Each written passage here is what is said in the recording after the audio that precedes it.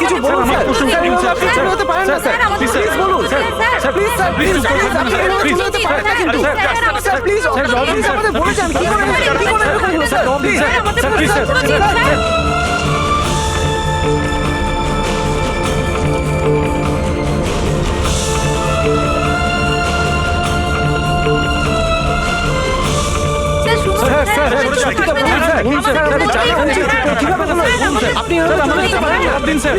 Please please please থাকবেন না sir.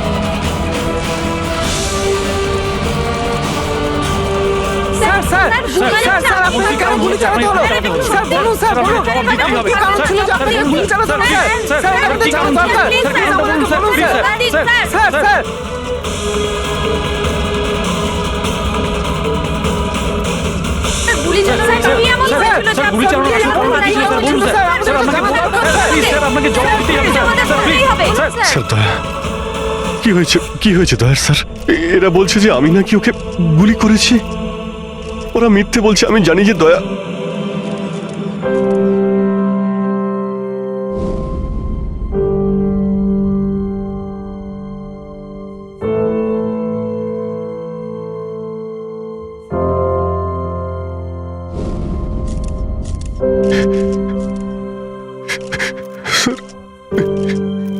Sir আমি জানি না স্যার আমি কখন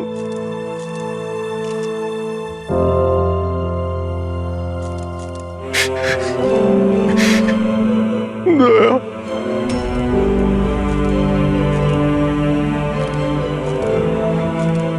না অভিজিৎ, তুমি ভেতরে যেতে পারবে না। তুমি দয়ার প্রাণ নিয়েছো, তোমাকে আমরা গ্রেপ্তার করছি।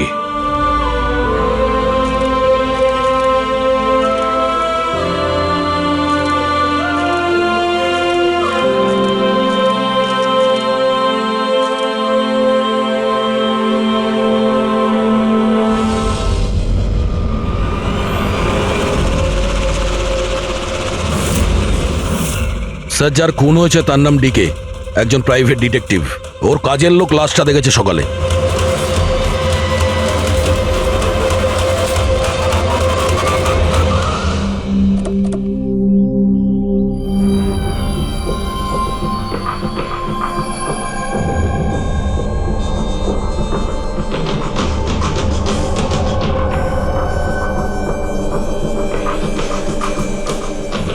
দয়া, এর মুখ তো ক্ষতবিক্ষত, মনে হচ্ছে পয়েন্ট ব্ল্যাঙ্ক রেঞ্জ থেকে একাধিক গুলি করে মারা হয়েছে একে।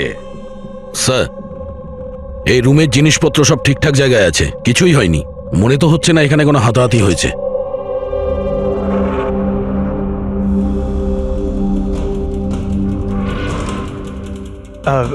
স্যার স্যার এই কাভার্ড আর লকার তো খোলা আছে, আর সব জিনিসপত্র নিজের জায়গায় আছে।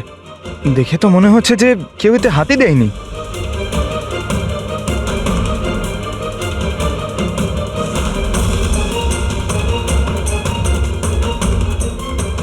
স্যার, টাকা আর গয়না যে কে সেই আছে।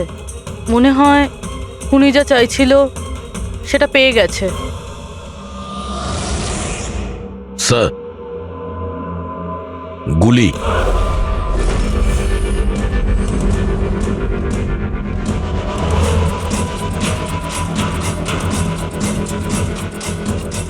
3টে গুলি চলেছে দয়া।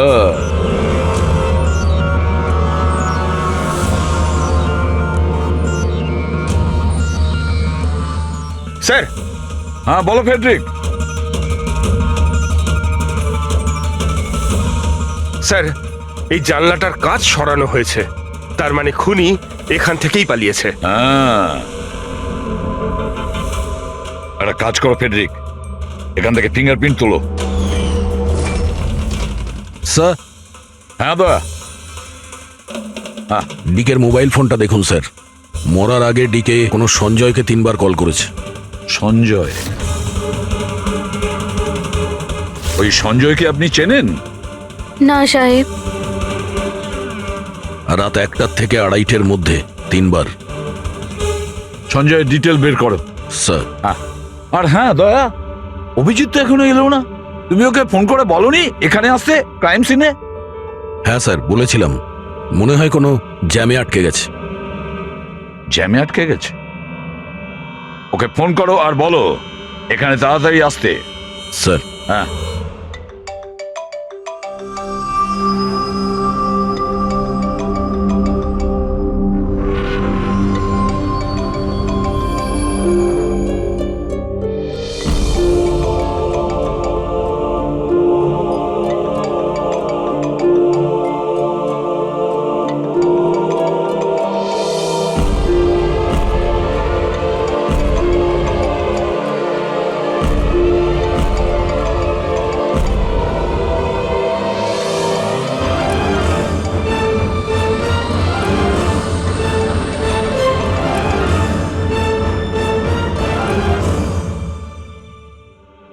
হ্যাঁ দয়া, অভিজিৎ কি বলছে, কোথায় ও? স্যার, মানে ওর শরীর খুব একটা ভালো না স্যার। ও ডাক্তারের কাছে যাবে, তারপর ওখান থেকে সোজা বিউরোতে যাবে। কোনো প্রবলেম আছে? না স্যার, কোনো প্রবলেম নেই। বুঝতে পারছি না, অভিজিৎ দিল্লি থেকে আসার পর কেমন অদ্ভুত আচরণ দেখছি ওর মধ্যে।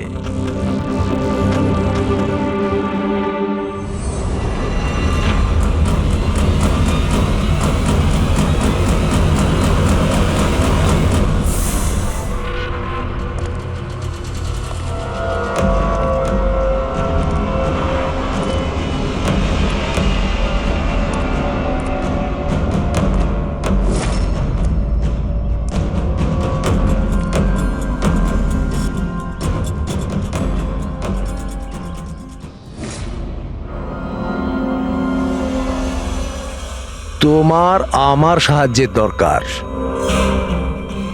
তোমার? হ্যাঁ? আরে ভাই, তুমি হলে গিয়ে সিআইডি অফিসার।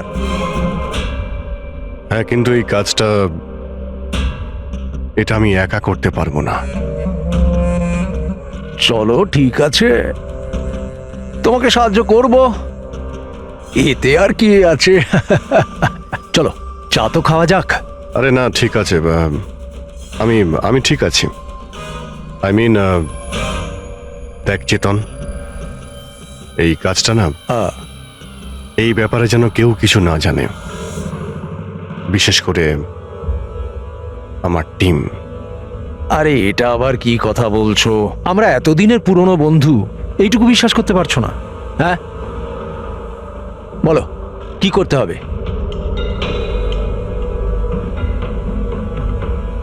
কাউকে ফলো করতে হবে, নজর রাখতে হবে, আর এর জন্য তোকে টাকাও দেব। কি কথা বলছো? বন্ধুত্বের মধ্যে টাকা? হ্যাঁ।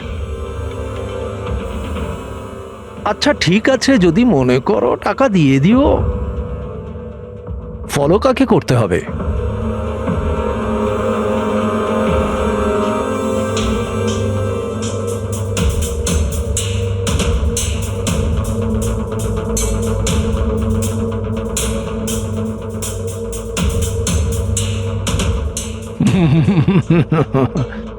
অভিজিৎ, মনে হচ্ছে তুমি ভুল করে ভুল ছবি দিয়ে দিয়েছো। ভুল ছবি আমি দিইনি, একেই তোকে ফলো করতে হবে। এ কোথায় যায়, কি করে, কার সঙ্গে দেখা করে, সবকিছু রাত 10টা থেকে সকাল 6টা পর্যন্ত। আর প্লিজ কোনো প্রশ্ন করবি না, যা বলেছি তাই করবি, ব্যাস। ওকে? ওকে।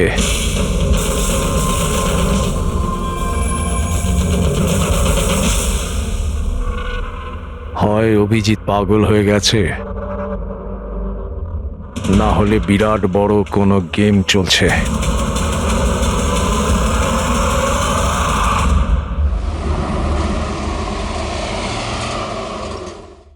কি কি বলছেন? ও খুন হয়ে গেছে? মরার আগে ডিকে শেষবার ফোনে আপনার সঙ্গে কথা বলেছিল মাঝরাতে। কি কথা হয়েছিল আপনাদের মধ্যে? আমার কথাতে একজনের উপরে নজর রাখছিল, কোনো প্রমাণ পেয়েছিল, সেই জন্য আমাকে ফোন করেছিল। হায়ার করেছিলেন কেন? আমার বস মন্দিরা ম্যাডামের জন্য। মন্দিরা? কুমার জুয়েলার্সের ওনার, বিখ্যাত পেজ থ্রি সেলিব্রিটি। আশা করি আপনারা ওই দিল্লির কেসটার ব্যাপারে নিশ্চয়ই জানেন বোধহয়। ও হো হো হো হো, মন্দিরা কুমার, মন্দিরা দেবী। ওনার বিরুদ্ধে তো ওনার স্বামী, শ্বশুর, শাশুড়ি আর কেয়ারটেকারকে মারার অভিযোগ আছে, তাই না?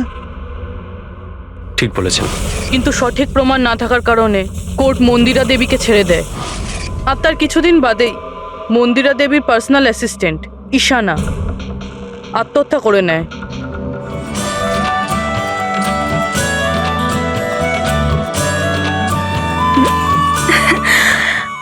তুই হাই, আজও লেট হয়ে গেলি না? তাড়াতাড়ি যা, সঞ্জয় স্যার তোর ওয়েট করছে কখন থেকে। ও গড, সঞ্জয় স্যার তো তাড়াতাড়ি কেন চলে আসলেন? এসেও পড়েছেন আর খুব রেগে আছেন। মাই গড, তুই আমার ব্যাগটা সামলা, আমি এক্ষুনি আসছি।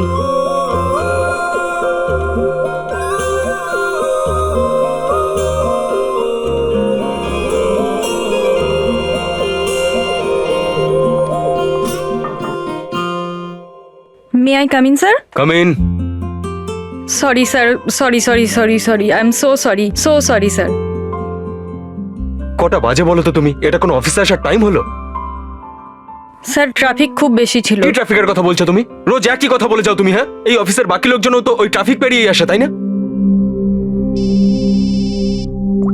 হ্যাঁ বলো কুমার। না না, 30শে ডিসেম্বরের আগে কিচ্ছু করা সম্ভব নয়। আরে তুমি তো এটা জানো যে 30শে ডিসেম্বরে মন্দিরা ম্যাডামের একটা ইভেন্ট রয়েছে মুম্বাইতে, তার আগে কিছুই করা সম্ভব নয়। হ্যাঁ হ্যাঁ,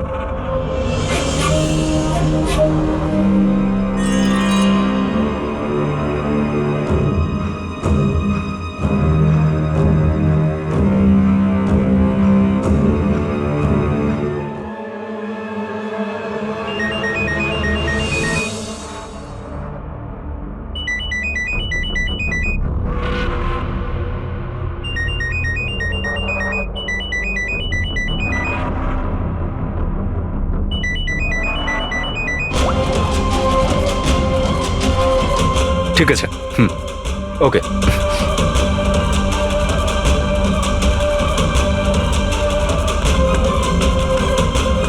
কি হলো?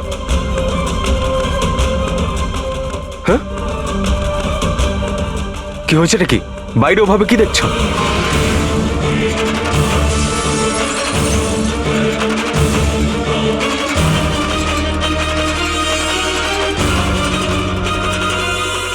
আমারই কেবিনের জানলা দিয়ে ঝাঁপ মেরে আত্মহত্যা করেছিল।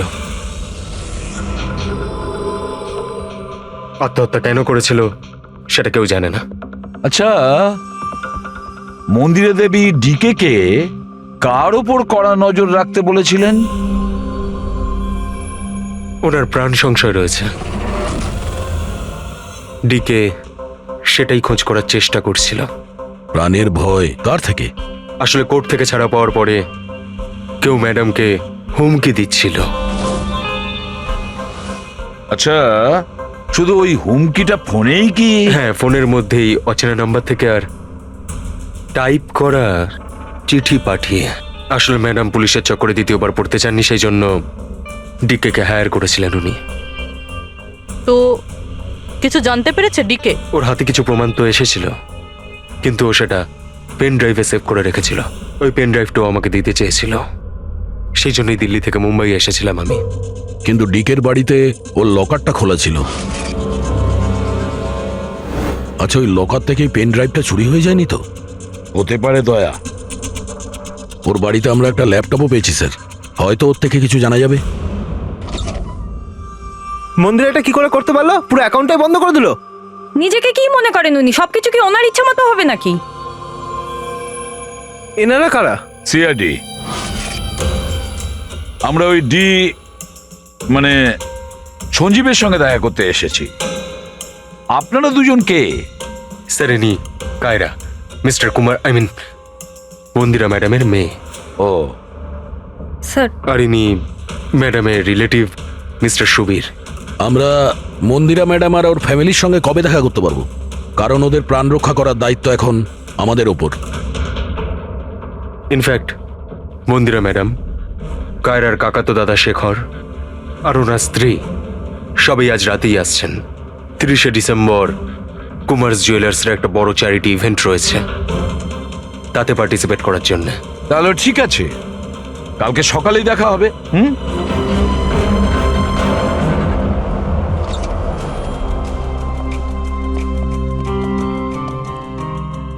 এসব কি হচ্ছে? সিআইডি আমাদের পার্সোনাল ব্যাপারে ঢুকছে কেন?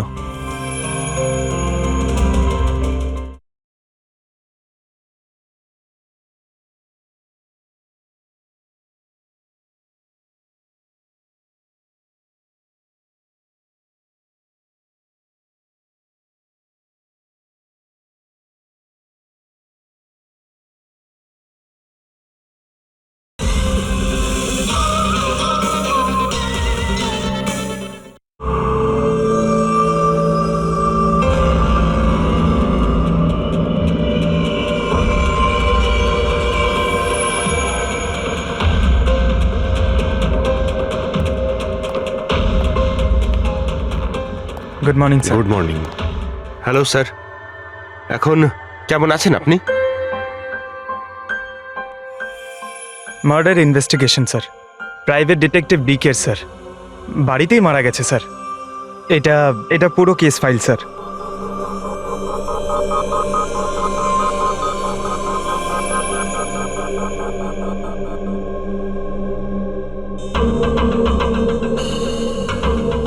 স্যার, এই ছবিগুলো ওর বাড়ির ছবি, এগুলো ওরই বাড়ির ছবি এটা। আর এখানেই ওর মার্ডার হয়েছে, তাই না?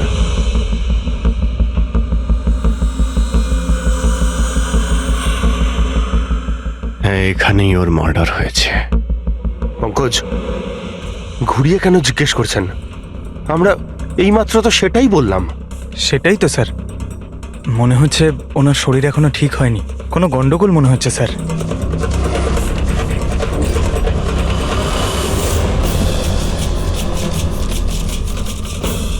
অভিজিৎ,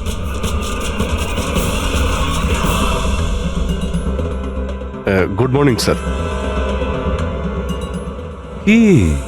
কি হয়েছে তোমার? হ্যাঁ, কোন জগতে ছিলে?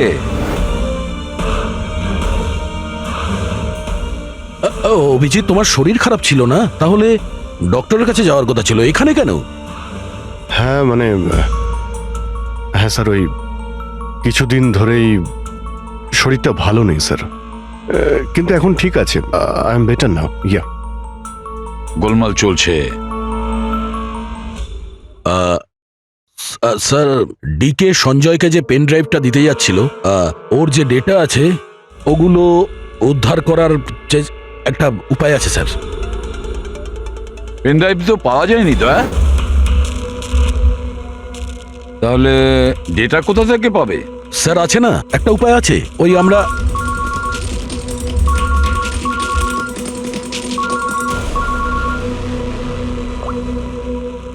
হ্যাঁ, বলো সলোকে। হ্যাঁ,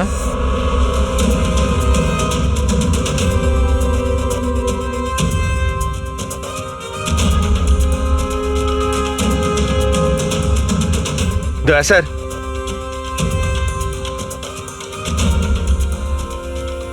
স্যার অভিজিৎ স্যারের শরীর এখনো ঠিক মনে হচ্ছে না।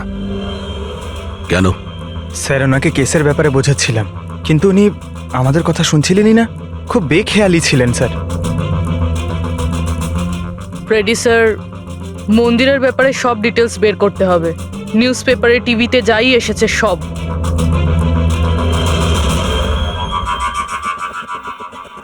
বাড়িতে ঢোকার একটাই রাস্তা আছে, মেন গেট।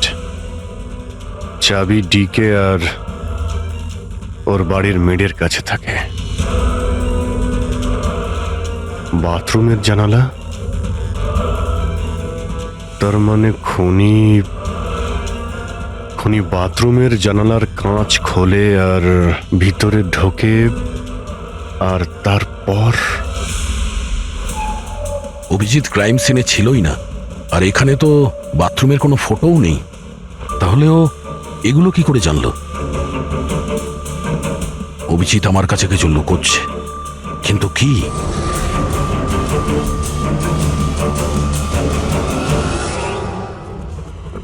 ডিকের কম্পিউটার থেকে যে ডেটাগুলো ডিলিট হয়েছে সেটা ওর অনলাইন অ্যাকাউন্ট থেকে বের করা যেতে পারে।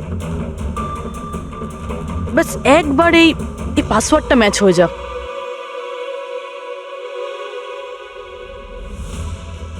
কিছুদিন ধরেই শরীরটা ভালো নেই স্যার, কিন্তু এখন ঠিক আছে।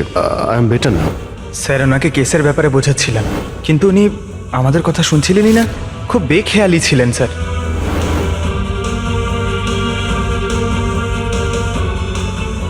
Yes sir, sir password match হয়ে গেছে।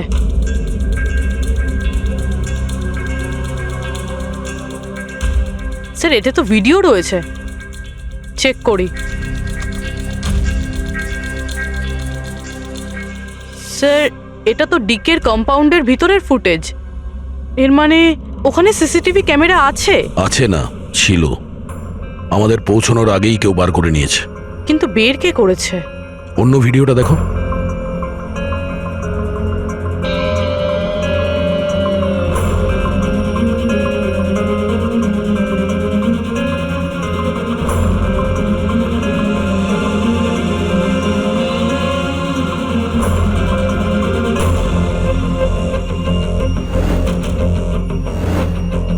এটা কি করে সম্ভব?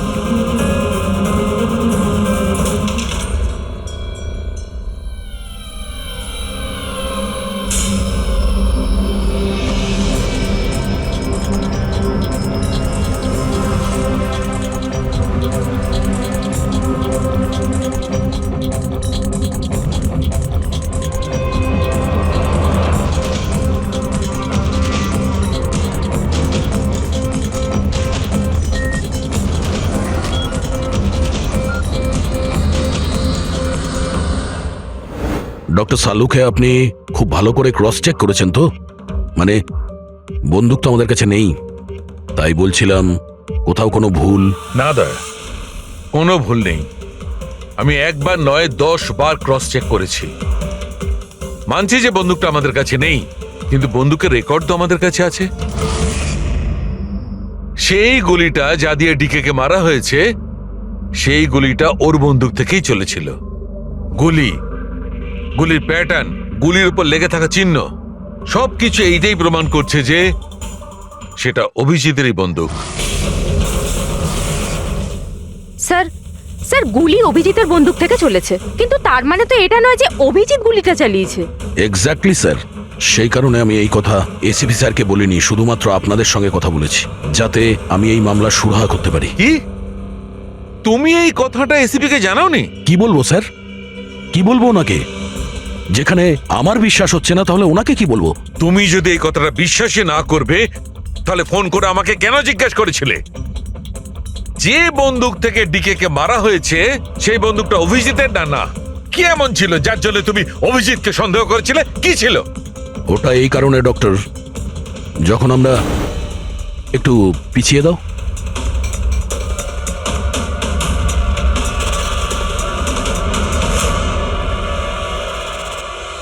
অভিজিৎ ডিকের বাড়িতে, আর দয়া তারপরেও তুমি অভিজিৎকে বাঁচানোর চেষ্টা করছো।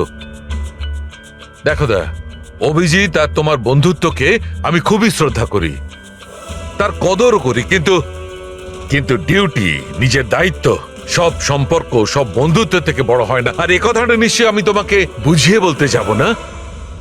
স্যার পোক্ত কোনো প্রমাণ ছাড়া অভিজিৎ স্যারকে সন্দেহ এটা প্রমাণ নয় তো কি পুরবি? অভিজিৎ ডিকের বাড়িতে ঢুকেছিল, এটা যদি প্রমাণ নয় তো কি পুরবি? অভিজিৎ স্যার ডিকের ঘরে গেছিল সেটা আমরা দেখেছি, কিন্তু উনি ডিকেকে মেরেছেন এটা তো আমরা দেখিনি।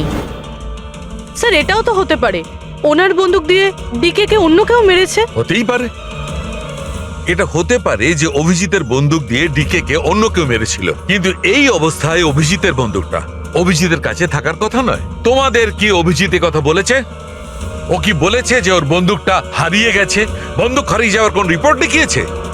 ও সব সময় তোমাদের সঙ্গে ছিল, কিন্তু ও কি বলেছে যে অদ্ভুত পোশাক পরে ডিকের ঘরে কেন ঢুকেছিল, আর তাও বাথরুমের কাঁচ ভেঙে? বলো বলো। স্যার আপনার এই সমস্ত প্রশ্নের উত্তর আমি অভিজিৎকে জিজ্ঞাসা করব, কিন্তু ততক্ষণের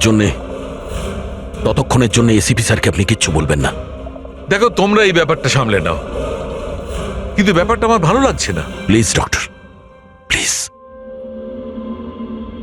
ঠিক আছে, কাল সকাল পর্যন্ত দয়া, আমি কাল সকাল পর্যন্ত তোমাদের সময় দিচ্ছি।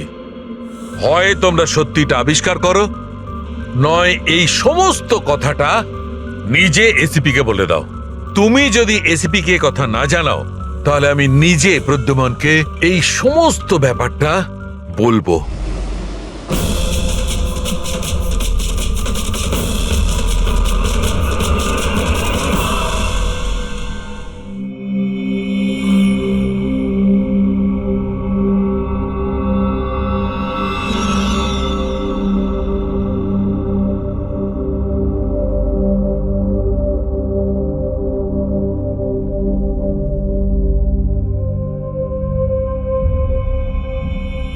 আধ ঘন্টার বেশি হয়ে গেল, 10টা থেকে 10:30 হয়ে গেল, এখনো আসেনি।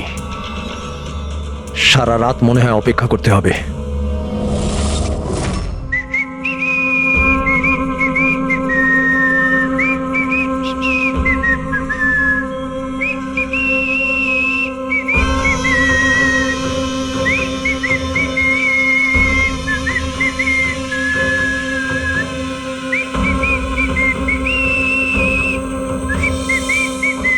ভুল ছবি আমি দিইনি, একেই তোকে ফলো করতে হবে।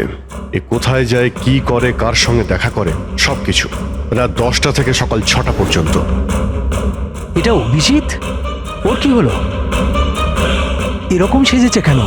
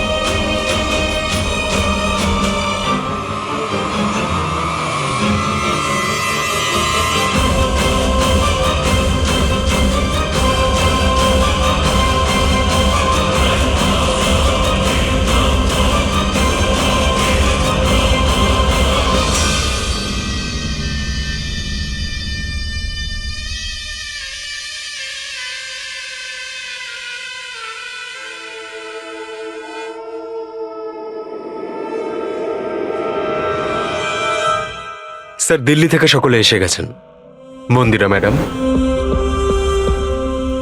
আমারা মন্দিরা ম্যাডামের দাওরের বউ, কায়রা মন্দিরা ম্যাডামের সৎ মেয়ে, সুবীর মন্দিরা ম্যাডামের বোনজি, শেখর মন্দিরা ম্যাডামের দেওরের ছেলে। আসুন ম্যাডাম, এনারা সিআইডি থেকে এসেছেন। এসিপি স্যার ইনি ভালো হয়েছে আপনারা এসে গেছেন। ডিকের খুনি কে সেটা জানা গেল? আরে আপনি তো এটা জানেনই যে আমাদের ফেমাস অ্যানুয়াল ইভেন্ট খুব তাড়াতাড়ি আসতে চলেছে। আই হোপ যে আপনি আমার সিকিউরিটির সব ব্যবস্থাই করে রেখেছেন। দেখুন, আপনি আমাকে ভুল ভাববেন না, কিন্তু আমি কোনো চান্স নিতে চাইছি না অ্যাকচুয়ালি। এই ইভেন্টটা আমার কাছে খুব বেশি ইম্পর্ট্যান্ট, কিন্তু আমার প্রাণের থেকে বেশি নয়। আপনি কি মনে করেন আপনি আমাকে সিকিউর রাখতে সক্ষম হবেন? আর ডিকের কেসটায় কিরকম কি প্রগ্রেস হলো? আসল খুনির ব্যাপারে কিছু জানা গেল? ওসব আপনার জানার দরকার নেই মন্দিরা দেবী। মেইন হলো আপনার নিরাপত্তা, সেটা দায়িত্ব আমাদের। কি চমৎকার! বৌদি, আপনার ভয় লাগছে মন্দিরা দেবীর, যাকে আইনও কিছু করতে পারলো না? মানতে হবে তাকে যে আপনাকে ভয় পাইয়ে দিয়েছে। মনে হয় ও জানে না ইনার ব্যাপারে, যে ইনি কি কি করতে পারেন।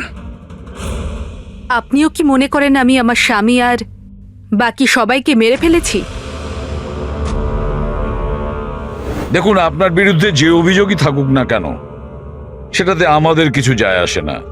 কোর্ট আপনাকে রায় দিয়েছে, আর আমরা কোর্টের রায়কে যথেষ্ট সম্মান করি। আপনি শুধু এটা বলুন, আপনি কাকে সন্দেহ করেন? কে এমন আছে যে আপনাকে মারতে চায়? সন্দেহ? হ্যাঁ, সন্দেহ। না না না, আমি কাউকেই সন্দেহ করছি না। বরং আমার এটা পুরো বিশ্বাস যে আমি মারা যাওয়ার পরে এরা সবাই খুব খুশি হবে।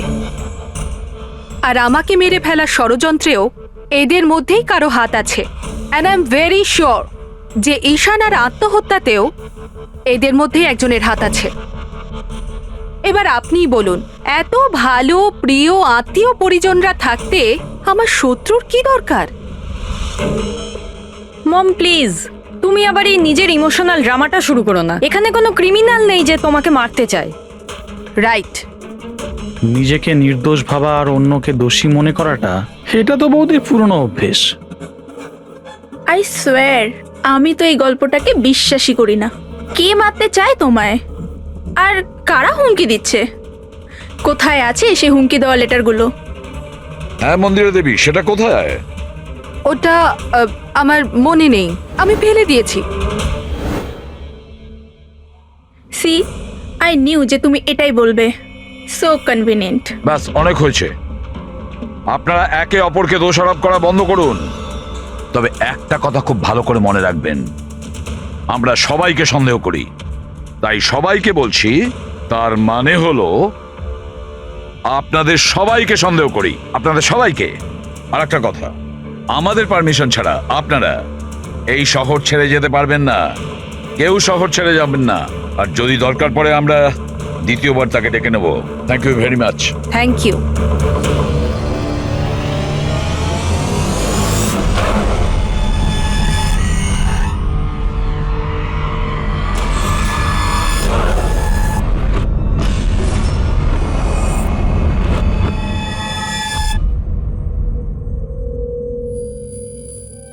এটা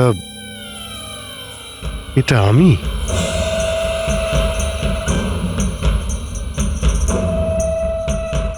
এই পোশাক পরে ঘুরছিলাম?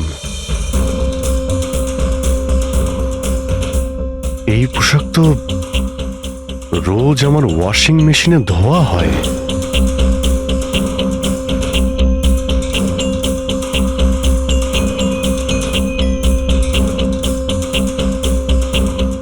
আর এই জুতো,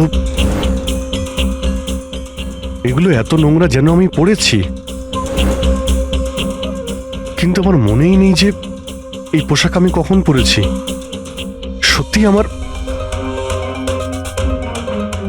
কি হচ্ছে আমার সাথে? এই গাড়িতে কে আছে? হ্যাঁ, কার কার সঙ্গে আমি কথা বলছিলাম? না, আমি দেখিনি। তুমি কথা বলছো, তুমি সেটা জানবে। আর তুমি আমাকে চিনতেই পারলে না? আরে এই, তোর যদি সুইসাইডই করার হয় তাহলে তুই অন্য কোনো বড় গাড়ির সামনে জানা। আমার সামনে কেন এসেছিস? কিভাবে কথা বলছো? এরকম সেজে ঘুরছো কেন তুমি? এই, ইট ইজ মাই স্টাইল, টনির স্টাইল। তুই কে? আমি কে? আমাকে চেনো না? হ্যাঁ, আর এই টনিটাকে? আরে টনি আমি আবার কে? আরে অভিজিৎ, দেখো, কোনো কেসের জন্য তুমি যদি এরকম করে থাকো আমাকে বলে দাও। এভাবে ভয় দেখেও না। আচ্ছা,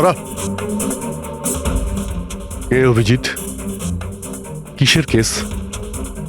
আর তুই কি বলছিস কিছুই আমার মাথায় ঢুকছে না। আমার নাম হলো টনি। টনির সঙ্গে পাঙ্গা নিবি না, বুঝেছিস? সরে যা আর আমাকে যেতে দে। চল।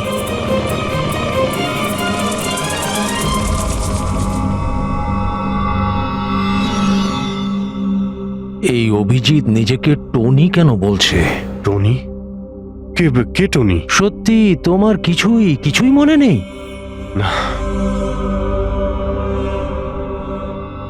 আমার কিছুই মনে নেই, সত্যি বলছি আমি। তার মানে তুমি গাড়িতে ওদের সাথে কথা বলছিলে, তারপরে তুমি গেস্ট হাউসের ভেতরে গেলে। Guest house? হ্যাঁ, তার কিছুক্ষণ পরে তুমি বাইরে এলে।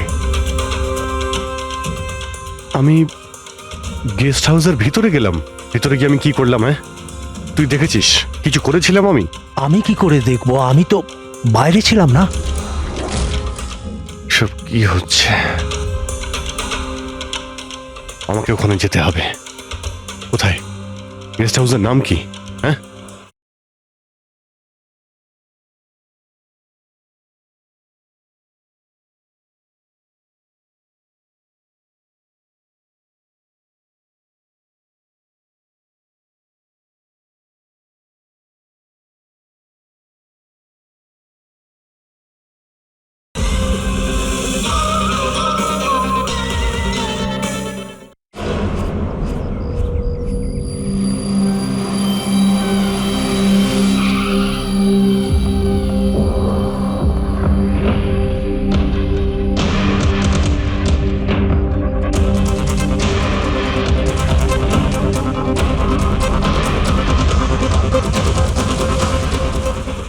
স্যার, রক্ত।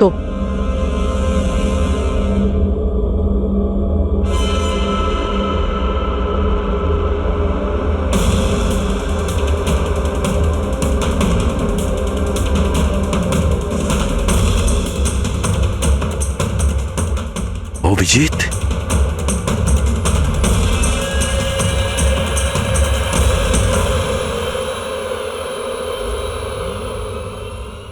দয়া, তুমি এখানে? তোমার ফোন ট্র্যাক করে আর এই প্রশ্ন তো আমিও তোমাকে করছি অভিজিৎ। তুমি এখানে কি করছো?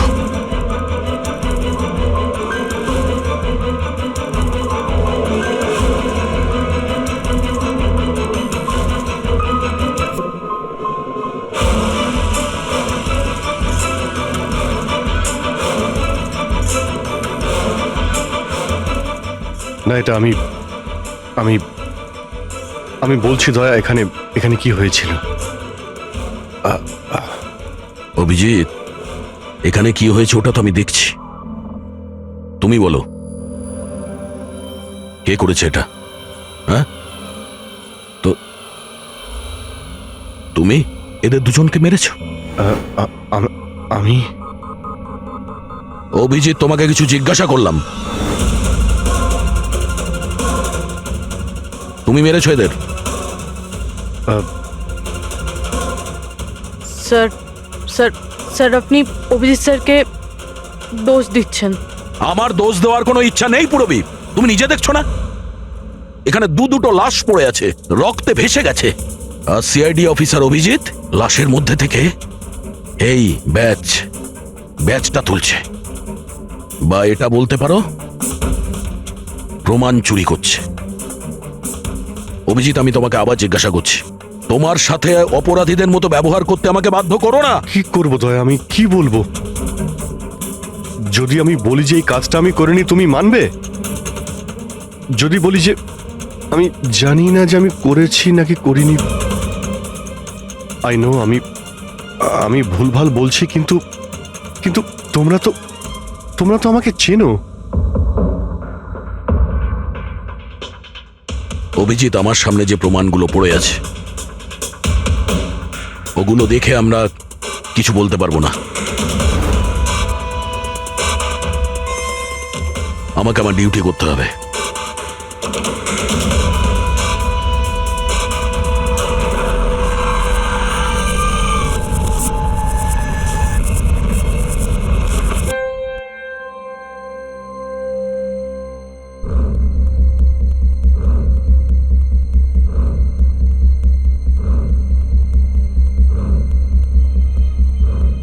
অভিজিৎ, এতক্ষণ ধরে একের পর এক জিজ্ঞেস করে যাচ্ছি তোমাকে, কিন্তু কোনো উত্তর দিচ্ছ না তুমি। হ্যাঁ, তুমি জানো তোমার ওপর কি অভিযোগ আছে? মাথায় কিছু ঢুকেছে? স্যার ওই এক মিনিট, ব্যাস। তোমার কাছে এটা আশা করিনি। এত কিছু ঘটে গেল, তুমি আমাকে বলনি কেন? আমাকে বলনি দয়া? সালুকে আমাকে বললো, তা নাহলে তো আমি জানতামই না। তা আমি তাই করেছি যেটা উচিত ছিল। বলো অভিজিৎ, তুমি কি এই খুনটা করেছো?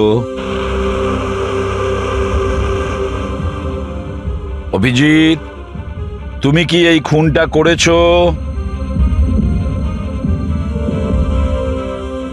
আমি জানি না স্যার। কেন জানো না? তুমি কেন জানো না? হ্যাঁ, ডিকের বাড়িতে তুমি লুকিয়ে লুকিয়ে ঢুকেছিলে, সেটা আমি সিসিটিভিতে দেখেছি। ওই লাশগুলোর পাশে তুমি দাঁড়িয়েছিলে। এই দয়া তোমাকে এখানে ধরে নিয়ে এসেছে। ডিকে আর বডিগার্ডের উপরে যে গুলিটা চলেছে, সেটা তোমার গান থেকে চলেছে, ওই গান থেকে চালানো হয়েছে। আর তুমি বলছো তুমি কিছুই জানো না?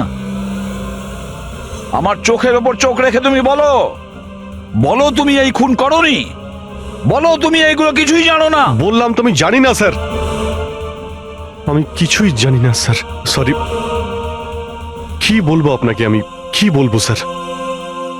যখন আমি বুঝতেই পারছি না যে আমি ডিকের বাড়িতে কেন গিয়েছিলাম, কি করে সমস্ত খুন আমার বন্দুক থেকেই হচ্ছে, আমি জানি না স্যার। স্যার আমি তো ডিকিকে চিনি না, ওর বডিগার্ডদেরও আমি চিনি না, আমি মন্দিরাকেও চিনি না, আমি তো স্যার নিজেকেও চিনি না। আমি কোথায় যাই, কি করি, কার সঙ্গে দেখা করি, আমি কিছুই জানি না। গত কয়েকদিন ধরে আমার সঙ্গে এইরকমই হচ্ছে স্যার, কিন্তু আমি কিছুই বুঝতে পারছি না। সারাদিন সব ঠিকই থাকে, রাতে বাড়িতে যাই, খেয়ে দিয়ে ঘুমিয়ে পড়ি, আর যখনই সকালে উঠি তখন অদ্ভুত জামা কাপড় পরা দেখি, অদ্ভুত জুতো দেখি, যেগুলো আমার নয়। জানি না কি করে আমার বাড়িতে চলে আসে। ড্রেসগুলো ওয়াশিং মেশিনে ধোয়া হয়েছে, জুতোতে মাটি লেগে থাকে, এমনটা মনে হয় যেন আমি ওগুলো ব্যবহার করেছি, কিন্তু আমি বুঝতে পারি না। নিজেকে খুব ক্লান্ত লাগে, এমন মনে হয় যেন আমি সারা রাত জেগেছিলাম, অথচ আমি কি করেছি আমার কিছুই মনে থাকে না। মনে হয় প্রতিদিন আমার 6 থেকে 7 ঘন্টা হারিয়ে যাচ্ছে, যার ব্যাপারে আমি কিছুই জানি না। আপনি বলছেন আমি ডিকের বাড়িতে গিয়েছিলাম, হতে পারে, কিন্তু আমি জানি না। আমি ডিকে আর ওর বডিগার্ডদের মেরেছি কিনা আমি জানি না। আমি মন্দিরাকে মারার চেষ্টা করেছি সেটাও আমি জানি না। আমি কি করেছি, কেন করেছি, আমি কি করতে চলেছি, আমি কিছুই জানি না স্যার, আমি কিছুই জানি না।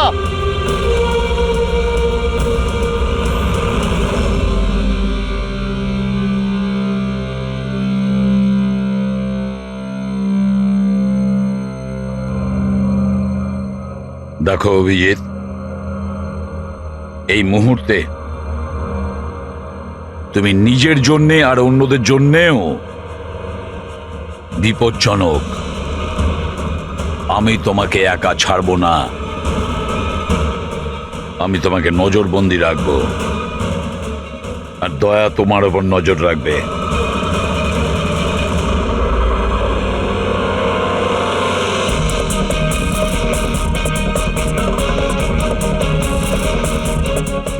দয়া, স্যার একটা কথা ভালো করে মনে রাখবে, তুমি নিজের বন্ধুর ওপর নয়, বরং একজন অপরাধী খুনির ওপর নজর রাখবে, এমন একজন লোক যে মানসিক ভারসাম্য হারিয়েছে। আজ থেকে এই কেসের তদন্ত আমি নিজে করব, আর তুমি অভিজিৎকে আটকাবে কোনো অপরাধ করা থেকে, আর তার জন্য যদি অভিজিতের ওপর গুলিও চালাতে হয় তাও তুমি চালাবে। Is that clear? Yes sir.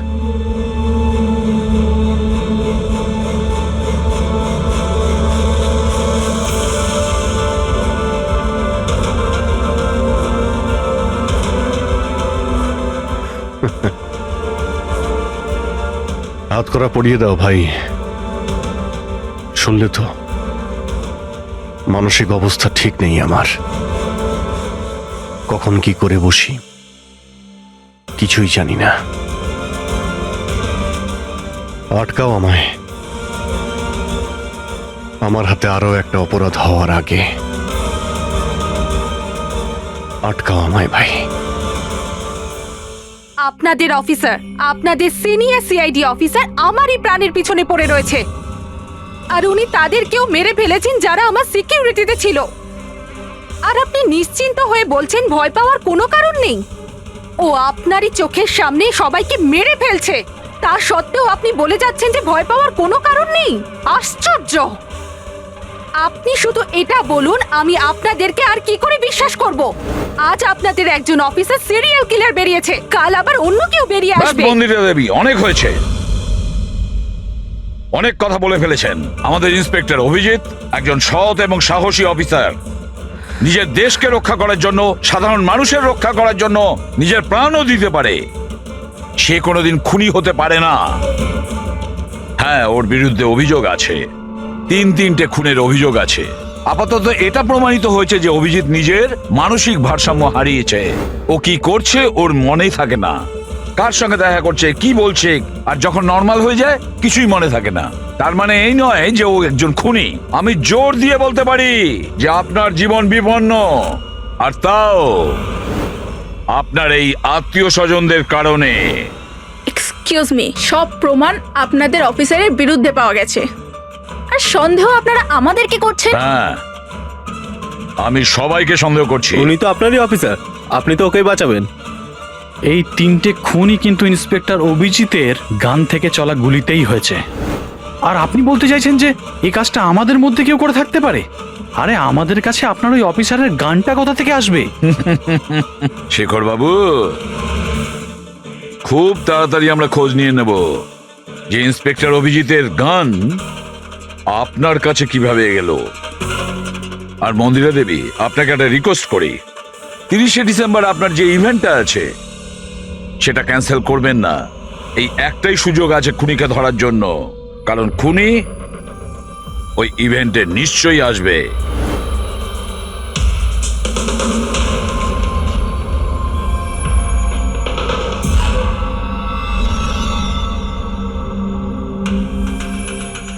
Sir sir হ্যাঁ সঞ্জয়, কি হচ্ছে? স্যার, আপনি অভিজিৎ স্যারের ব্যাপারে কিছু বলছিলেন যে ওনার ভিতরে অন্য একজনের প্রতিফলন ঘটে, স্মৃতিশক্তি ওনার, মানে উনি আগের দিন রাতের কথা মনে করতে পারেন না। হ্যাঁ, তো ঠিক এরকমই, এক্স্যাক্টলি এরকমই অন্য আরেকজনের সাথেও হয়েছিল। কার সঙ্গে বলুন? স্যার ঈশানা। ঈশানা?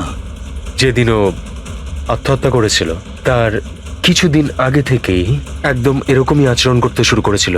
কি অদ্ভুত রকম হয়ে গিয়েছিল, অন্য মনস্ক থাকতো। যেদিন আত্মহত্যা করেছিল তার কিছুদিন আগে থেকেই একটা অদ্ভুত রিংটোন সেট করেছিল নিজের ফোনে, আর তারপর সেই দিন হঠাৎ করে ওই রিংটোনটা বাজতে শুরু করলো। আর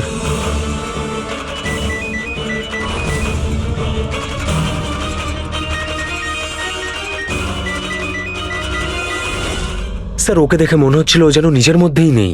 স্যার, অভিজিৎ স্যারও তো দিল্লি থেকে ফেরার পর এইভাবেই বিহেভ করছে। হ্যাঁ, ঈশানা, অভিজিৎ, দিল্লি, এই তিনটের কোনো না কোনো কানেকশন আছে। নিশ্চয়ই কোনো গোলমাল আছে, কিছু না কিছু আছে।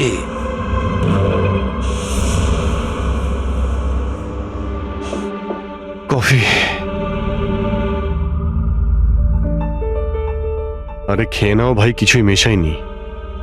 আমি এখানেই আছি, পালিয়ে যাচ্ছি না। অভিজিৎ, তুমি এই কথাগুলো লুকিয়েছো কেন আমাদের থেকে? লুকোতে হয়েছিল ভাই, কি করব আমি? আমি কিছুই বুঝতে পারছিলাম না যে আমি কি করব, আমার সঙ্গে কি হচ্ছে। যেখানে আমি নিজেই কনফিউজ, আমি সেখানে কি বলবো তোমাকে? সেই জন্যে, আর কোনো ব্যাপার নয়। আমার ওপর ভরসা ছিল না নাকি?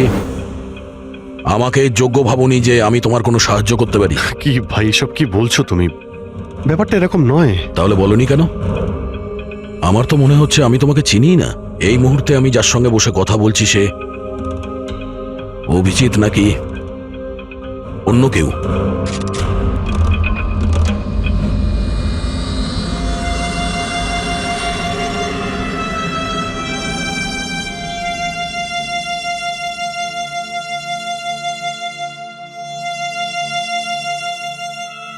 আমি তোমার কোনো ক্ষতি করব না।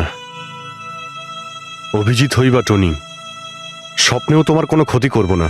বন্দুক দেখানোর দরকার নেই। বিষয়টা তা নয় যে তুমি আমার কোনো ক্ষতি করবে। বিষয় এটা যে আমি এখানে শুধুমাত্র আমার ডিউটি করছি, আর আমি কোনো চান্স নিতে চাই না। আমি তো তোমাকে হয়তো চিনিই না।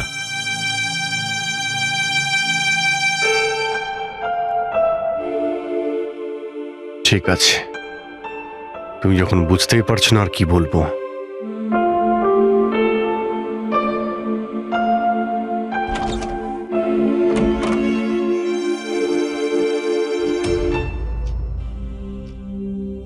ডক্টর মহেশ, আমি আপনাকে পুরো ব্যাপারটা জানিয়েছি। এবার আপনি বলুন আপনার কি মনে হচ্ছে? দেখুন, এক্ষুনি আপনারা যেটা বললেন যে এই অভিজিৎ আর ঈশানার ব্যাপারে, এটার থেকে তো একটা ব্যাপার একদম পরিষ্কার যে দুজনের কন্ডিশনই একদম সমান। Artificially induced split personality. এটাকে যদি সোজা ভাষায় আপনাদের বোঝাই তাহলে এই কন্ডিশনে পেশেন্টের মস্তিষ্কে তার এই নিজের ব্যক্তিত্ব ছাড়াও অন্য আরও একটা ব্যক্তিত্ব প্ল্যান্ট করা হয়, যেটা কোনো বিশেষ কারো আদেশ বা নির্দেশ অনুযায়ী চলাচল করে। আর এটাকে এমনভাবে সেট করা হয় যাতে ওই ব্যক্তিত্ব বিশেষ ধার্য করা সময়ে বিশেষ ধরনের ট্রিগার পেলে ওই ব্যক্তিত্বকে সম্পূর্ণ প্রভাবিত করে। আর যতক্ষণ এই প্রভাব চলতে থাকে সে পুরনো ব্যক্তিত্বের বিষয়ে না তো কিছু জানতে পারে আর না তার সেই পুরনো ব্যক্তিত্ব সম্বন্ধে কিছু স্মরণে থাকে। এটা হলো মানুষের মস্তিষ্ক। এই মস্তিষ্কের দুটো ভাগ রয়েছে। সচেতন মস্তিষ্ক মানে কনসাস স্টেট অফ মাইন্ড, যার মধ্যে আমরা এখন আছি। অচেতন মস্তিষ্ক মানে semi conscious state of mind, মানে যখন আমরা ঘুমিয়ে থাকি তখন সক্রিয় হয়। আর কখনো কখনো জেগে থাকার সময়ও কোনো নেশার বা কোনো ওষুধের প্রভাবেও আমাদের অচেতন মস্তিষ্ক সক্রিয় হয়ে ওঠে। সচেত আর অচেত দুটো অবস্থাতেই মস্তিষ্ক ভিন্ন ভিন্ন কাজ করে, কিন্তু এই অবস্থাতে দুটো মস্তিষ্কই যা চিন্তা করে, কোনো কথা বা কোনো স্মৃতি সব সেভ করে নেয়। সচেত মস্তিষ্কের মধ্যে সেভ করা কথাবার্তা আমাদের অনেক বছর ধরে মনে থাকে, কিন্তু অচেত মস্তিষ্কে সেভ করা কথাবার্তা আমাদের মনেই থাকে না। ডক্টর মহেশ, এটা একটা হিপনোটাইজের মতো সম্মোহন, যাতে মানুষের মস্তিষ্ককে পুরো কন্ট্রোল করে যা কিছু করানো যায় রোবটের মতো, আর পরে কোনো বিশেষ আওয়াজ করে ওই সম্মোহনটাকে ভেঙে দেওয়া যায়। মানুষের কিছুই মনে থাকে না। না না না ডক্টর সালুকে, সম্মোহন একদম আলাদা প্রক্রিয়া। সম্মোহন অবস্থায় আপনি মানুষকে ততক্ষণই কন্ট্রোল করতে পারেন যতক্ষণ সে সম্মোহিত আছে। সম্মোহিত অবস্থা থেকে একবার বেরিয়ে আসার পর তাকে আবার সম্মোহিত করতে হয়। এখানে ব্যাপারটাই পুরো আলাদা। এখানে মানুষের মস্তিষ্কে একটা ঘটনা যা আদৌ ঘটেইনি, একটা ব্যক্তি যার কোনো অস্তিত্বই নেই, তাকে ওই মানুষের মস্তিষ্কের ভিতরেই প্ল্যান্ট করা হয়। তার মস্তিষ্কে এই কথাটাই ফিট করা হয়। আচ্ছা, তার মানে এত কিছু অভিজিতের সঙ্গেও ঘটেছে। কোনোভাবে অভিজিৎ ওই ট্রিগারগুলো পেয়ে যায়, যার কারণে টনি জেগে যায়। Exactly sir. রাতে অভিজিৎ ঘুমিয়ে পড়ার পর নিশ্চয়ই কোনো না কোনো আওয়াজ শুনতে পায়, যেটা ওই টনির জন্য একটা ট্রিগারও হতে পারে। হয়তো ওই আওয়াজটা শুনেই টনি জেগে যায়, কিন্তু অভিজিৎ সেখানেই ঘুমিয়ে থাকে। টনি জেগে যায় যে টনি আসলে খুনি, একজন বদমাশ, একজন অপরাধী। আর অভিজিৎ যাদেরকে চেনে ও তাদের কাউকেই চেনে না।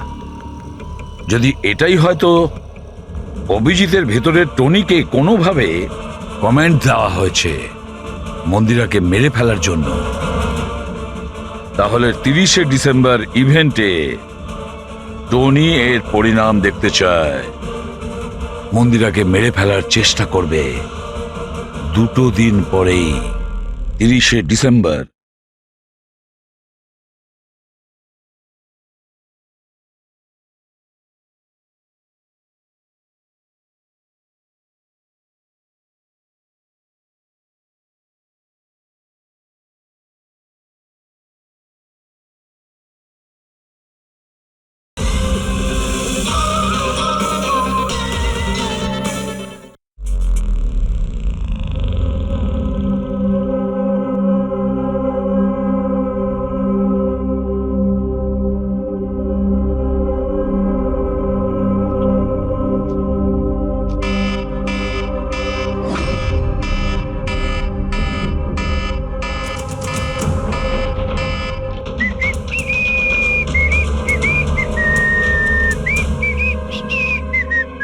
অভিজিৎ, অভিজিৎ,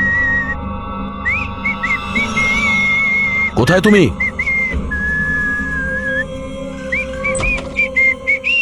অভিজিৎ, অভিজিৎ, ওই শুনতে পাচ্ছ না?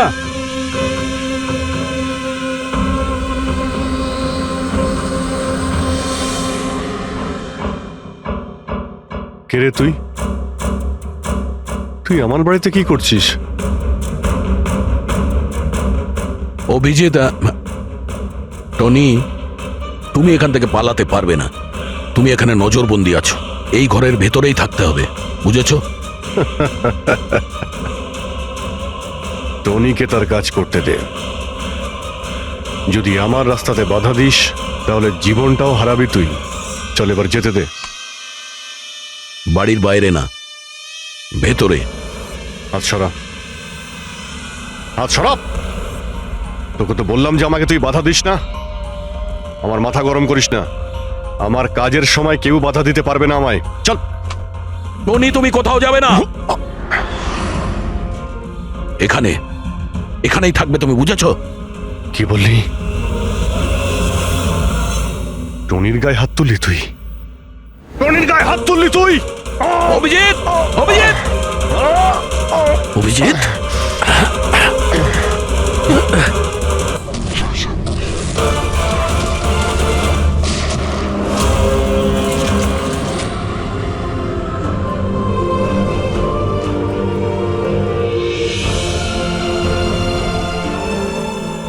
স্যার দয়া, কি হয়েছে? কি হয়েছে দয়ার স্যার?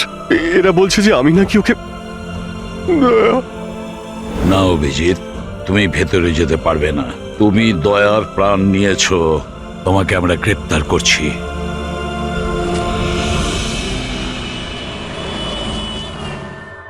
ঈশানার ফোন রেকর্ডে ডক্টর তানিয়ার নাম কয়েকবার এসেছে। আপনাদের মধ্যে কেউ চেনে ডক্টর তানিয়াকে?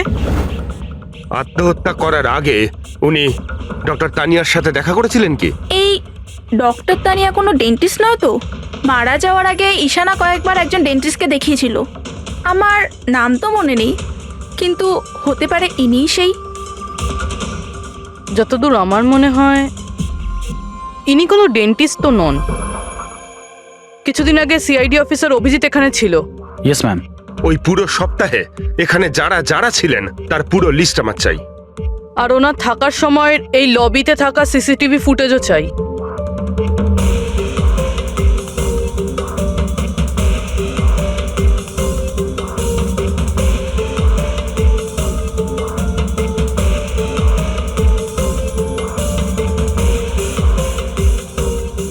এক মিনিট পজ করুন।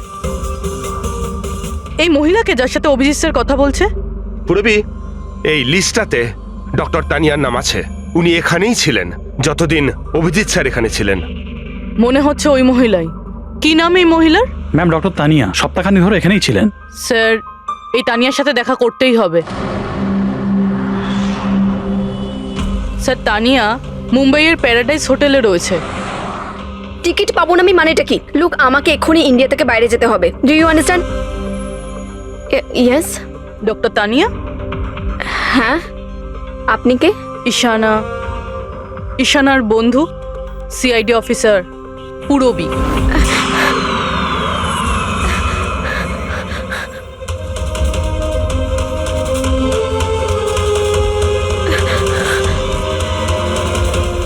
পালানো অত সহজ নয়।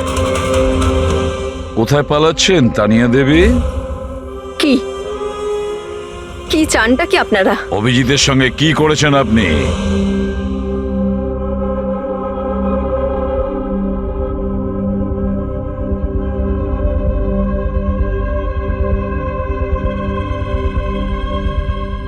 ঈশানা আর অভিজিতের ব্রেনের উপর আমি এক্সপেরিমেন্ট করেছি। ঈশানাকে আত্মহত্যা করার জন্য আর অভিজিৎকে একটা মার্ডার করানোর জন্য আমি প্রোগ্রাম করেছিলাম। কিভাবে কিভাবে সেই প্রোগ্রামটা করেছেন? আর্টিফিশিয়ালি ইলিউশন স্প্লিট পার্সোনালিটির সাহায্যে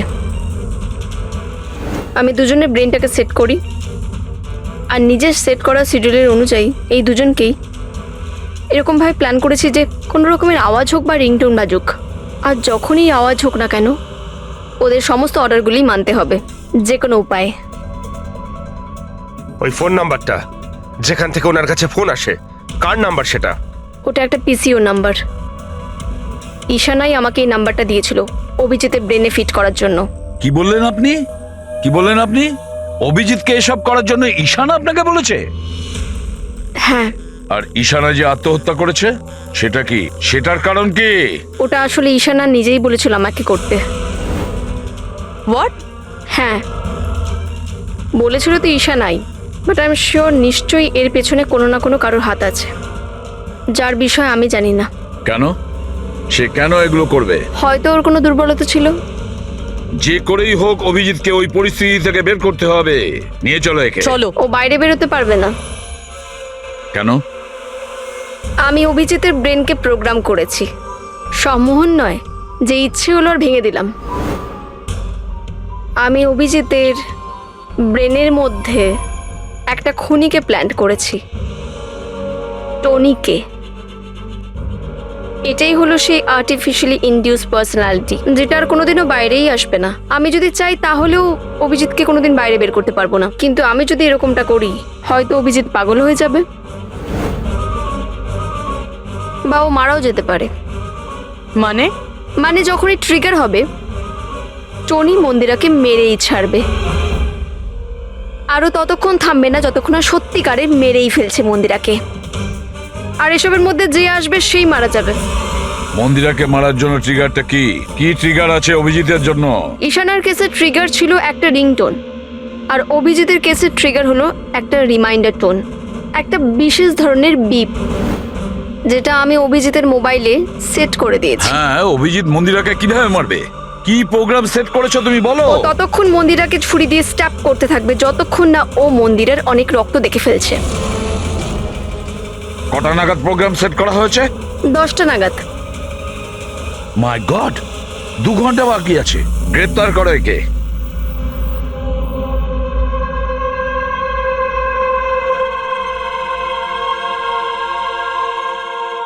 জীবনে কখনো ভাবিনি স্যার যে আপনার ওপর অপরাধের মতো নজর রাখতে হবে।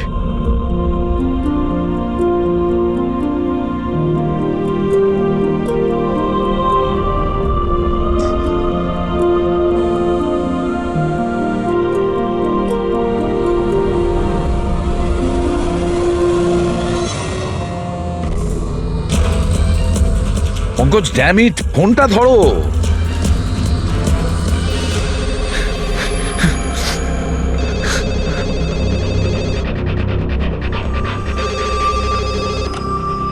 হ্যালো পঙ্কজ, কোথায় ছিলে তুমি? মোবাইলটা ধরোনি কেন? সরি স্যার, আমার ফোন সাইলেন্টে ছিল। স্যার আমি এখানেই আছি অভিজিৎ স্যারের কাছে। শোনো আমার কথা, এক্ষুনি তুমি অভিজিতের ফোনটা সুইচ অফ করো। কি স্যার, ফোন সুইচ অফ করবো? ওর ফোন সুইচ অফ করো যেভাবে আমি বলছি, এখনই, এই মুহূর্তে। অভিজিৎ স্যারের ফোন স্যার? প্রশ্ন করো না, যা বলছি তাই করো। অভিজিতের ফোন বন্ধ করো। দেখো, হাতে আমাদের সময় নেই। অভিজিৎ যে কোনো সময় খুনি হয়ে যেতে পারে। যাও তাড়াতাড়ি। না না,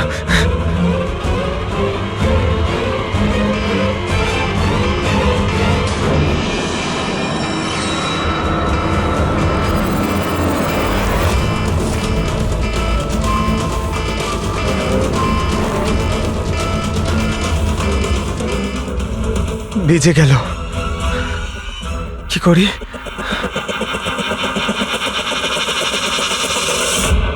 অভিজিৎ স্যার, অভিজিৎ স্যার কোথায় গেলেন? Abhijit sir, Abhijit sir,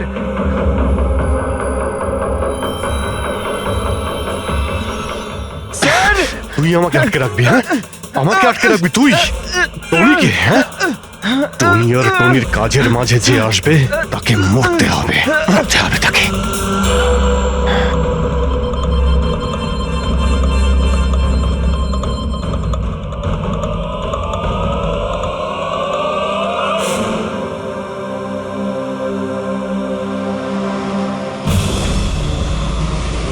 sir এখানেই চ্যারিটি ইভেন্টটা হবে।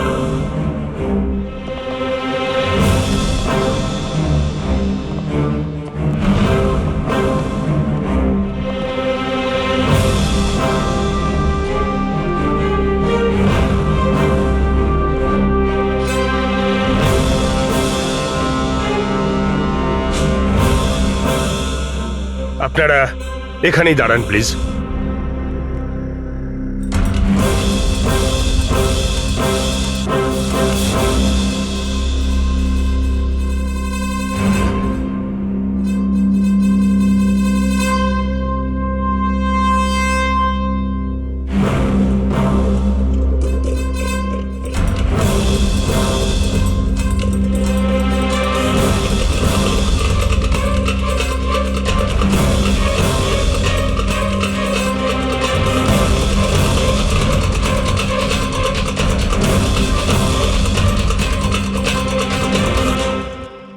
হ্যালো লেডিস অ্যান্ড জেন্টলম্যান, প্রত্যেক বছরের মতো এই বছরের সন্ধ্যাটাও খুবই গুরুত্বপূর্ণ। কারণ হলো মন্দিরা জুয়েলার্স অ্যানুয়াল চ্যারিটি ইভেন্টের জমা করা সম্পূর্ণ টাকাটা দিল্লি ও মুম্বাইয়ের বিভিন্ন অনাথ আশ্রম আর বৃদ্ধাশ্রমগুলিতে দেওয়া হবে। একবার জোরে হাততালি ডিকেসি চ্যারিটির জন্য। প্রত্যেক বছরের মতো এই বছরও আমাদের প্রধান অতিথি আছেন। তিনি আর কেউ না, তিনি হলেন মিসেস খান্না। তাহলে আসুন বন্ধুরা, একটা জোরে হাততালি দিয়ে স্বাগত জানাই মিসেস খান্নাকে। Mrs Khanna,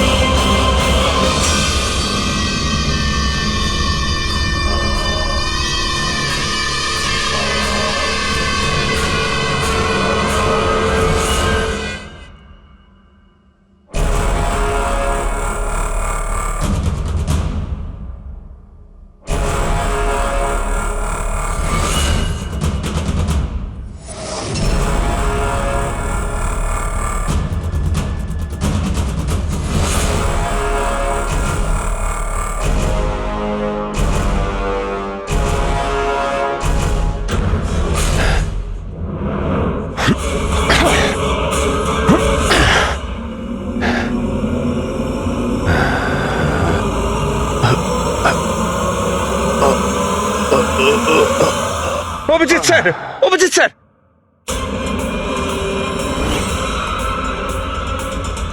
sir, sir, lights on. Sir sir Abhijit ঠিক আছে? স্যার স্যার ওকে ওকে তাড়াতাড়ি নিয়ে চলো, তাড়াতাড়ি এসো।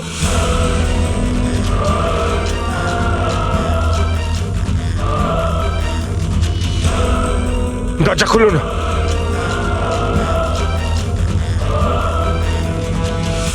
মন্দিরা দেবী, টনি তার মিশন কমপ্লিট করেছে, মন্দিরা দেবীকে মারার।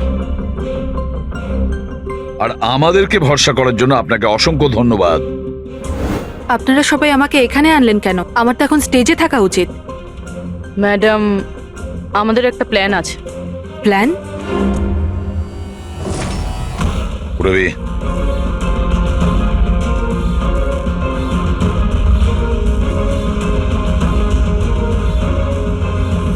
Lights off. মন্দিরা দেবী,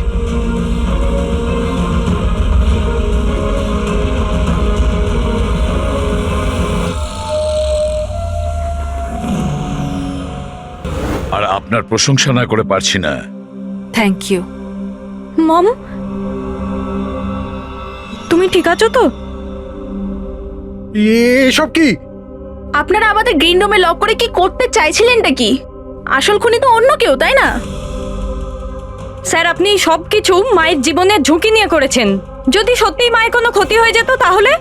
এতে তো সত্যি ভীষণ বড় রিস্ক ছিল স্যার, বাট আই হোপ এবার বিপদ কেটে গেছে। বিপদ এখনো কাটেনি, কারণ এই খেলার আসল মাস্টার মাইন্ড এখনো ধরা পড়েনি। গল্প এখনো অনেক বাকি আছে।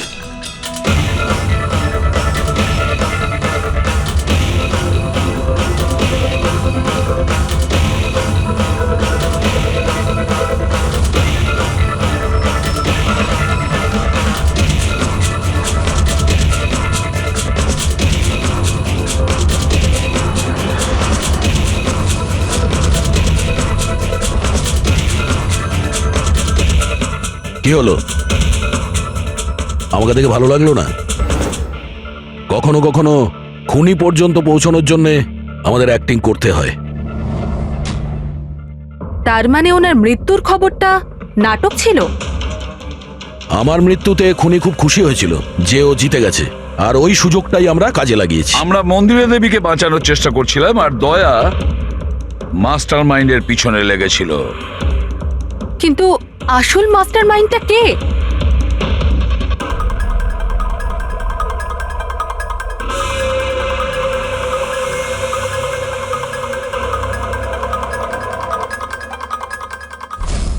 এই, স্যার, স্যার কেউ এই, পালালো ধরো স্যার। ওকে।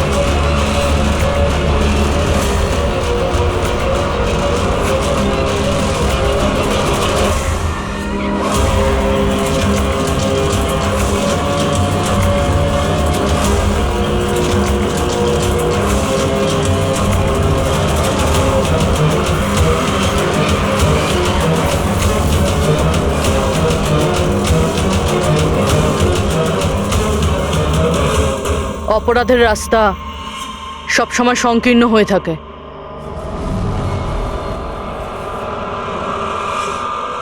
তুমি এটাই ভাবছো যে আমরা কি করে জানলাম যে তুমি খুন করেছো? আমরা তো এটা জানতাম যে এই মাস্টার মাইন্ড মন্দিরা দেবীর নিজেরই কোনো লোক। তাই আমার মৃত্যুর পরে আমি সব থেকে আগে এটা খোঁজ নিয়েছি যে আপনাদের মধ্যে কে সে যে অভিজিৎকে চিনতো বা দেখা করেছেন। তারপরে আমার মনে এলো যে ক্রাইম ব্রাঞ্চের সেমিনারের জন্য অভিজিৎ দিল্লি গিয়েছিল। ওই সেমিনারে আসা লোকেদের লিস্ট যখন আমি দেখলাম তখন জানলাম যে কায়রাও গিয়েছিল। ক্রিমিনাল সাইকোলজির স্টুডেন্ট কায়রা। আর তানিয়াকে জিজ্ঞাসাবাদ করার পরে আমরা জানতে পারলাম যে ঈশানাই এই সমস্ত কাজ করতে বলেছে। ওই সময় ঈশানার মা সরকারি হাসপাতালে অ্যাডমিট ছিলেন, আর তার কিছুক্ষণের মধ্যেই ঈশানার মাকে বেসরকারি হাসপাতালে যেখানে অ্যাডমিট করা হয়েছিল সেখানকার পুরো খরচ মিস কায়রা করেছিল। আর সবচেয়ে বড় ক্লু ওই পিসিও, যেখান থেকে অভিজিৎ স্যারের কাছে অর্ডার আসতো, দয়া স্যার সেখানে নজর রেখেছিল আর সেখানেও তোমাকে দেখা গিয়েছিল। Okay fine, I give up. মেনে নিচ্ছি যে আপনারা খুবই স্মার্ট, কিন্তু স্যার এই কথাটা তো আপনিও মানবেন তাই না, যে আমিও অনেক স্মার্ট? হ্যাঁ, স্মার্ট তো তুমি বটেই। ক্রিমিনাল সাইকোলজির একজন ব্রিলিয়ান্ট স্টুডেন্ট, যে সৎ মায়ের থেকে নিজের পুরো পরিবারের খুনের বদলা নিতে চেয়েছিল। লোকেদের মস্তিষ্ক নিয়ে খেলা করা আর তাদের নিজের চক্রব্যূহে ফাঁসানো, এটাই এনার বিশেষত্ব। তাই আমি ভাবলাম যে এনাকে এনারই পদ্ধতিতে মেরে দিলে কেমন হয়। সেই কারণেই আমি ঈশানার সাথে দেখা করি আর তারপর ডক্টর তানিয়ার সাহায্য নিই। She was mad, she wanted to do an experiment. তারপর আমি ঈশানাকে অনেক বুঝিয়েছি, অনেক বোঝানোর পরে শি ওয়াজ রেডি। ওই এক্সপেরিমেন্ট নিজের উপর করায়, কিন্তু somehow I was never convinced. আমি সবসময় কনফিউজ ছিলাম যে ওই এক্সপেরিমেন্টটা করতে পারবে না। আর ঠিক ওই সময় আমার সাথে দিল্লিতে অভিজিতের দেখা হয়, আর ওনার সাথে দেখা হওয়ার পর আমি ভাবলাম যে এত সৎ আর ভালো অফিসার থাকা সত্ত্বেও এই এক্সপেরিমেন্ট অন্য কেউ কেন করবে। তারপর আমি আর ডক্টর তানিয়া অভিজিৎকে ব্যবহার করি,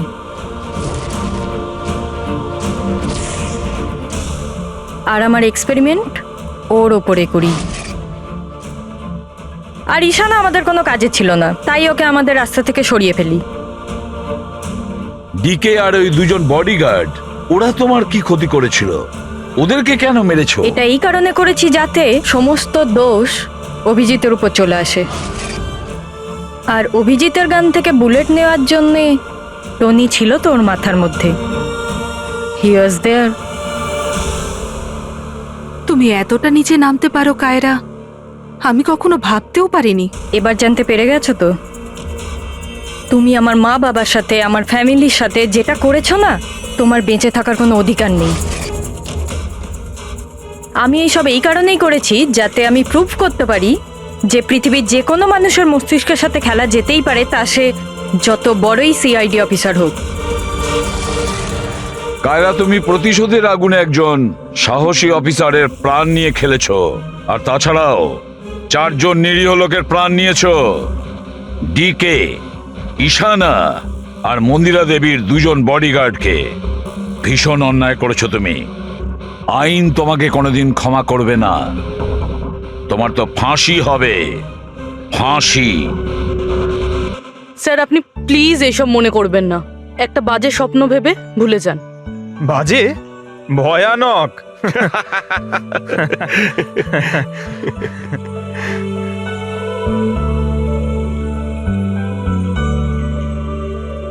বস, হ্যাঁ বলো সালুকে, বলো। কেস তো সলভ হলো? হ্যাঁ, কেস তো সলভ হলো, কিন্তু কিন্তু কি? বস, অভিজিতের মস্তিষ্কে যে টনিকে প্ল্যান্ট করা হয়েছিল, সেই উদ্দেশ্যটা সফল হয়েছে। তারপরে এখন আর কেউ ট্রিগার ধরবে না, ওর কানের সামনে কেউ গান করবে না, যার কারণে অভিজিৎ টনি হয়ে যেত। হ্যাঁ হ্যাঁ, কিন্তু বস, কিন্তু কি? বস, কথাটা এই, টনি অভিজিতের মস্তিষ্ক থেকে কখনো যাবে না। কি? টনি অভিজিতের পার্সোনালিটির অংশ হয়ে গেছে বস। কেউ জানে না যে কবে, কখন, কোথায় সামনে এসে যাবে।